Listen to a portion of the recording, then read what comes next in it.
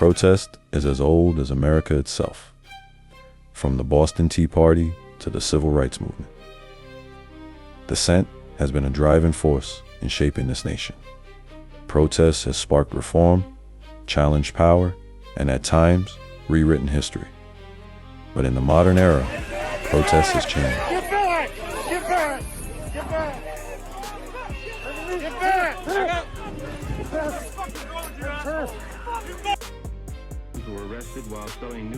What once centered around clearly defined leaders, goals, and strategies has evolved into decentralized movements, rapid digital mobilization, and political narratives amplified by algorithms, donors, and media cycles.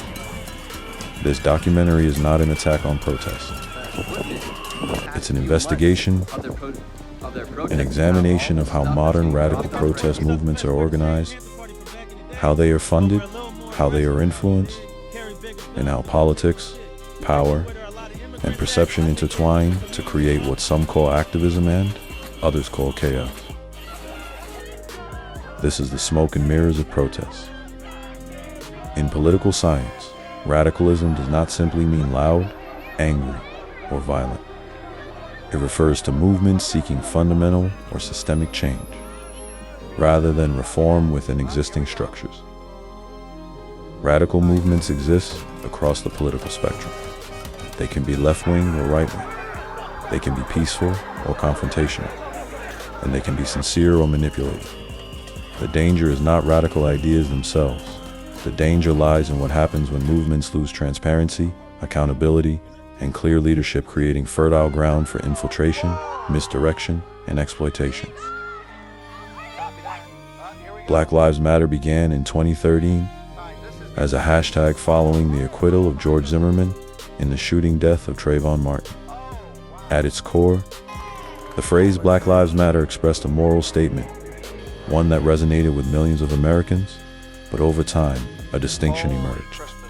There is the movement, which is broad, emotional, and decentralized, and there is the organization, which is formal, registered, and financial. The Black Lives Matter Global Network Foundation became a non-profit entity, capable of receiving large donations from individuals, corporations, and foundations. Public tax filings later revealed tens of millions of dollars raised in a short period of time. This raised legitimate questions not about the value of Black lives, but about governance, financial transparency, and accountability. Who controls the money, who decides how it's spent, and who benefits when outrage becomes an industry. In modern activism, money does not flow through collection plates or street corners. It flows digitally, crowdfunding platforms, political action committees, nonprofit foundations, corporate diversity pledges.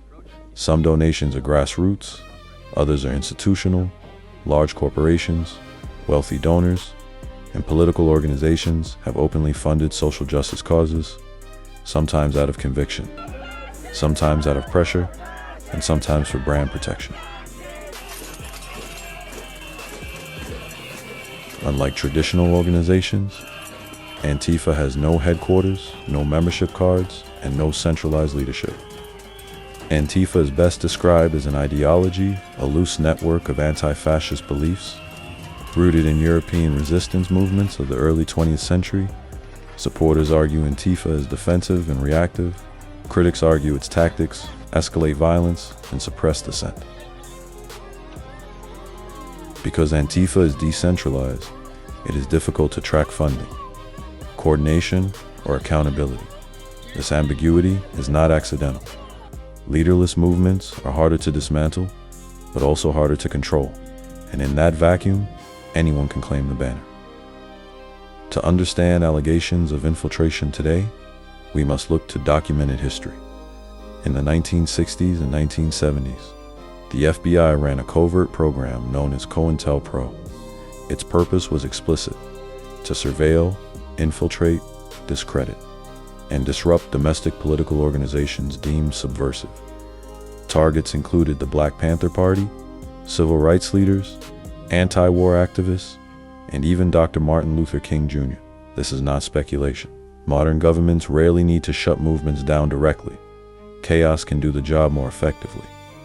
A movement divided, a message diluted, a protest discredited by violence, whether through surveillance, informants, or digital monitoring.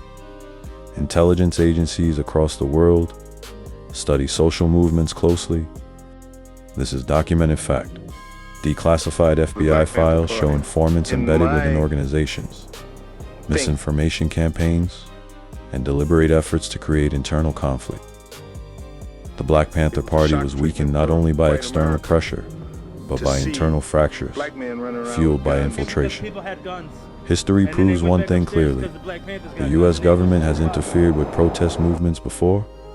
The debate today is whether similar tactics still exist and in what form. This does not mean every protest is government-run. It means every protest exists within a system that watches, tracks, and sometimes intervenes. In some cases, escalation benefits no one but the status quo.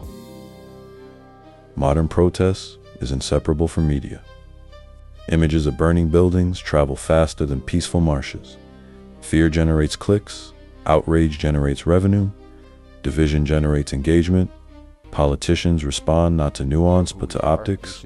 Protest movements can shape elections, they can shift public opinion, and they can be weaponized by both political parties. What begins as grassroots pain can end as a talking point. Lost in the political noise are the communities most affected. Small businesses destroyed, neighborhoods destabilized, trust between citizens and institutions eroded. Some reforms emerge, others stall, and many communities are left with damage and no accountability. Protest is not the enemy, corruption is, manipulation is, and silence in the face of complexity is dangerous. History shows that movements can be hijacked, that noble causes can be distorted, and that power rarely reveals itself openly. The challenge for citizens is not to choose sides blindly, but to ask harder questions. Who benefits? Who controls the narrative? And who disappears when the cameras turn off? Truth does not live in slogans. It lives in evidence. This has been the smoke and mirrors of protests. Hit like if you believe truth deserves transparency. Subscribe if you want more documentaries that go beyond the headlines. And share this video if you think these conversations matter.